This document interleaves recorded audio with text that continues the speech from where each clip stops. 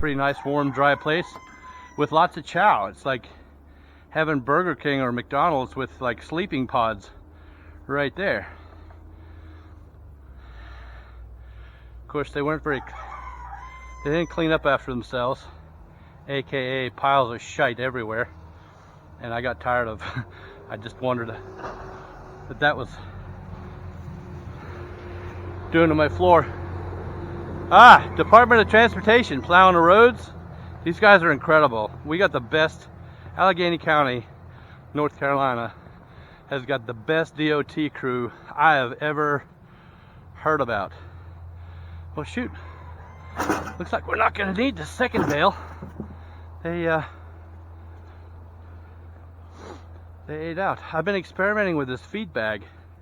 So the feed bag helps minimize the waste. Now, all this waste you see on the floor, like bits of uneaten straw, that's probably the result of like 2 weeks worth of bales of hay. And it may look excessive, but trust me, it's not.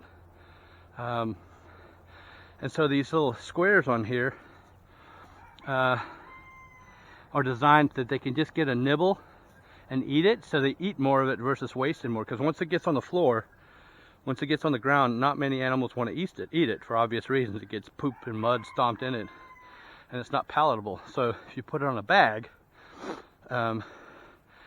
these do really well. And I've seen the sheep, the goats, and the cows and the donkey all feeding from this. I need to tighten this up a little bit. My trusty Prusik knot is coming a little bit loose. You know, I always joke. People say, "What knot is that?" That's my Ethiopian chicken snare knot. They're like, "Oh yeah?" I'm like, "Yeah." Why do you use that knot? Well, you know those starving people in Ethiopia, they love to eat chicken. So if you want to survive as a chicken, you got to be pretty damn fast. And if you're pretty damn fast, it takes a pretty good knot to catch an Ethiopian chicken. So if I got an Ethiopian chicken snare knot, you know it's going to be a good knot. Has to be. This just keeps it off the floor a little bit. All right, well, I already got this other hay bale out, so I don't want to put it back. So I'll just take it into the stalls and dump it in there. And we'll go around the backside of the tunnel where we weren't opposite way. Mick, come on. Mick, that'll do.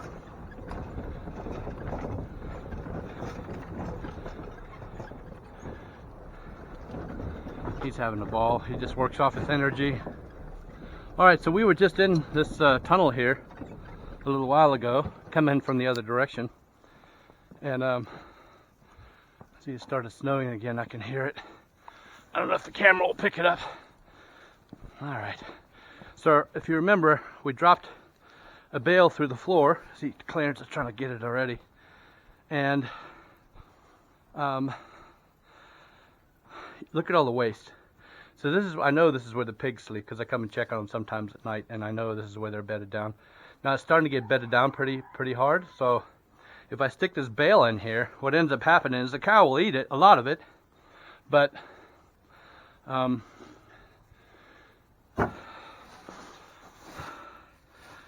put this in the manger. The cow will eat a lot of it, but there'll be a hell of a lot of wastage all around in here, which is, I mean, it is waste in the terms of its feed that's not getting eaten, but it's also hay they're sleeping on to keep them warm. So anyway, so that's really, now I could have dropped it through this hole up above my head. We were standing just up above a little while ago. We actually had dropped it at the next stall over, or maybe the next stall past that. But anyway, I just thought that this stall needed a little more hay, so that's why I dumped it today. I try to take a problem and work it to my benefit and try to turn it into a solution if I can. And it's the really cool thing about having a farm is that you can try things. There's nobody here to tell me no, I can't try things. There's Daisy. See, they've already found where I dumped the in the fourth stall here. You probably can't see this. I'm just going to walk in here, take care of this bale, put it up on the manger. There's a good girl. You might be able to see. I'll try not to get trampled by these cows. They don't mean to hurt you, but sometimes they can if you're not careful. There we go. All right, there's Mama, there's Daisy. All right, this will get in there, girlfriend. Here's a good girl. Good girl. Thistle's come a long way, man. She was like a wild deer. I screwed up halter training and then kind of gave up on her, and I couldn't even get close to her. So it's taken several months of trying to get her hooked on the crack, so to speak. The fermented, you can tell she's still a little leery, but she's a whole ton better than she was. Hey, buddy, you want to see if I got some more? I don't think I do. Nope. See, I got nothing. See my pockets? I got nothing. I got nothing. All right, Mick, load up, buddy. Come on. Load up. Mick, load up, boy. Come on. Load up. He's really doing pretty good. Mick, load up. He's known the load up command since he was a puppy, a baby. Yeah, I should tell you about this. So, up there is the dam wall for my pond. It's about half an acre. It's at least 10 feet deep in the deepest part. So it's a big pond. And it's just a plain old garden hose, the cheapest one I could find. Running down here off the hill. There's no moving parts, it's just a siphon. It took a while to figure out how to get the siphon going, which was not intuitively obvious. And maybe I'll talk about that some other time. But yeah, check this out. No moving parts. This has not frozen up yet. Not frozen up yet. Now we've had some temperatures down to 11 degrees. It just keeps on going. I found that you have to have if you have a steep incline, it's more prone, the pipe's more prone to freeze up. If you have a gradual incline, kind of like what you see here, it's less prone to freezing up. And this just goes all year long. And the animals got fresh water, and all I have to do is come every once in a while, scoop some leaves out, and the rest of it froze down into the brook there. So yeah, this has been a godsend, because hauling water every day, especially in winter, was a suck job. And no negative comment, sorry. Maybe it was painful, let's just put it that way, and it got old fast. And that wraps up the feeding part of my chores.